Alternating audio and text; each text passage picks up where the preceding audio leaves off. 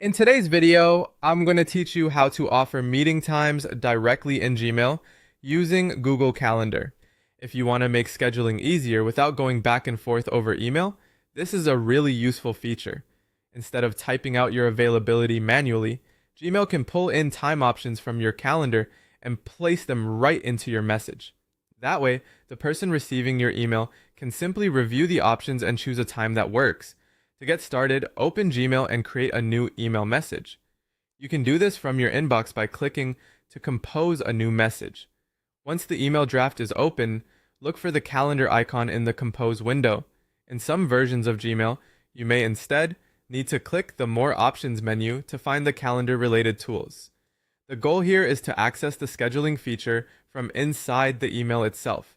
So take a moment to locate that option before moving on. After you open the calendar tool, select Offer Times to Meet.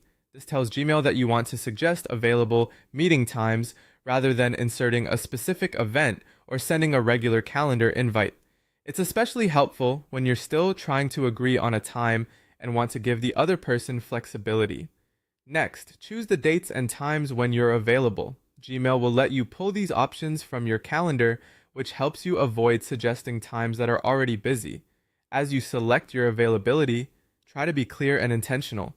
It can help to offer a few solid choices so the recipient has enough flexibility without feeling overwhelmed. Also, make sure the times you select truly reflect when you're free, since these options are meant to simplify the scheduling process. Once you've chosen your available times, Gmail will insert that availability directly into the email as a clickable block. This is the key part of the feature. Instead of reading a plain list of times, the recipient will see an interactive section in the message where they can review and select one of the options you provided.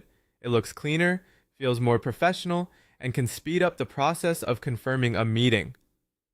Before sending the email, it's always a good idea to quickly review the message and make sure the inserted availability looks correct.